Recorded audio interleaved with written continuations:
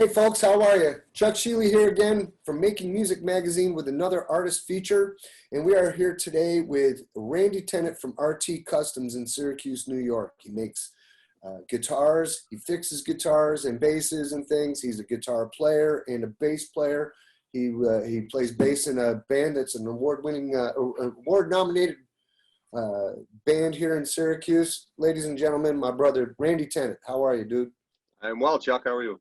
Very well, thanks. So, as the folks can see back there, you live in guitar land. You make and live and breathe guitars, fix guitars and stuff. So how did you get into that line of work? Basically out of necessity. I had a cheap guitar when I started out, and I needed a refret. And looking into that, it was more than what the guitar was worth. So I literally got a guitar out of the garbage, ripped the frets out, banged in some new ones, and figured out everything not to do. And then I refretted mine. Basically, it's been going since then. I've worked on friends' guitars on and off, and been doing this since I was about 16.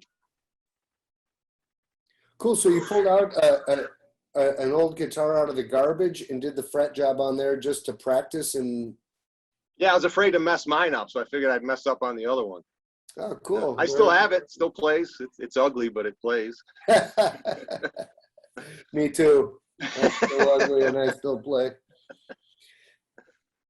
So, so that turned into building guitars. So what, you just started doing minor repairs and probably helping some people out, and then it just advanced into just build a whole thing? Yeah, like I said, I've been doing it since I've been about 16. Started doing it for friends. I bought a kit. I built that, learned how to paint and wire and do all that kind of stuff, and got fairly serious with it about 10 years ago, working for a lot of people. But I actually incorporated in 2017 as a business, and just about a year ago, I've been doing it full time now. Nice. Yeah, no, it's worked out, and I haven't been without a guitar in a year. So, as far as a customer guitar. Yeah, I see your stuff come up online all the time as you produce them. They look terrific, and I've played a couple of them. They play terrific. We refretted your number one a while ago. Yeah, you did. So what is your favorite aspect of doing what you do? Working with my hands. I've always been someone to work with my hands. I used to work on motorcycles for a long time, right, before I started doing this full time. And I love taking something that's unusable and bringing it back to life, making it usable, and then building from scratch too. That kind of is the same thing. You're taking a bunch of parts, turning them into a guitar that somebody can use and wants to use. Yeah, cool. So what would you say to our guitar playing friends watching this show here? What would you say to them are, the top 3 things to look for when they're going to obtain, buy, or build, or, to get a guitar? What are the 3 most important principles to look for, say, for buying a guitar? First of all, do you like it? You may see certain guitar that your favorite player plays, and you go get it, and you just don't like it, and you think you're going to grow into it. I would find something that's comfortable, that you like, and that you're going to want to pick up and play. And then if you have someone that that plays, have them go with you. Have them check it out. They can see things you don't know, and you can make a better purchase. Yeah, just make sure it's playable. Make sure you like it. Make sure you're going to want to pick it up every time you see it. I guess that's 2 things, but that's 2 things. Well, I guess I'll add in here. I normally don't, but I think that when I go to look at guitars, the first thing I ever do is I just check the intonation at the 12th fret right off the bat. And if it's there, then I'll continue. And if it's not, then I just put it down. That's right. You can't really play it if it's out of tune once you go up the neck a little bit. So then what would you say would be, some of the top tips for maintaining your guitar to keep it in shape and keep it playable and fun? Number 1, I'd say keep it clean. A lot of people play their guitars, they're sweaty, they get hand sweat all over there, and they get sticky, and the strings rust and stuff. You just wipe it down after you play. It'll be a lot easier for you next time you put it down. That, and then have somebody qualified check it out. You may not know that the intonation's off. You may not know that the action is just terrible, you know, especially if you're a new player. Get it to somebody who knows what they're doing. Even for just an evaluation, I'll evaluate any guitar for free. You know, I won't charge you just to look at it and tell you what it needs. But yeah, have a qualified eye look at it. You do. And for the benefit of our viewers as well, you know, I've brought in guitars, and I know a lot of people bring guitars into you for the initial setup, if you will. Yep. I was talking about the initial setup with somebody a couple weeks ago, and they had no idea what I was talking about. Since I'm a lifetime guitar player, those things don't occur to me that other people don't know what that is. Take it for granted.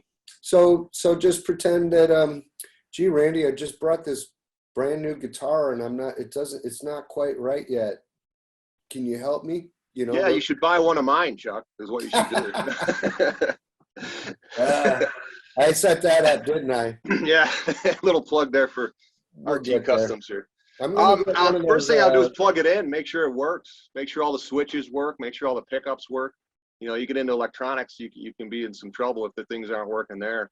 You know, and then make sure it plays. You know, like you said, check the intonation. You can tune each string, but if they're not in tune with each other, you're never going to be happy with the sound.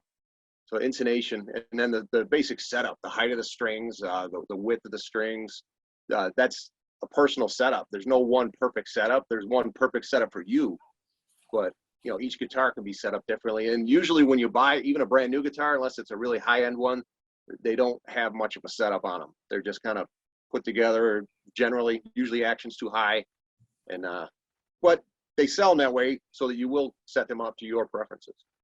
Right. So very important to bring your new guitar into a real tech who can help get it all set up and intonated for you.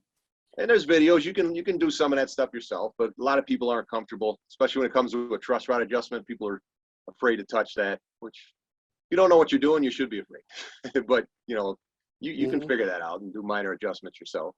Sure.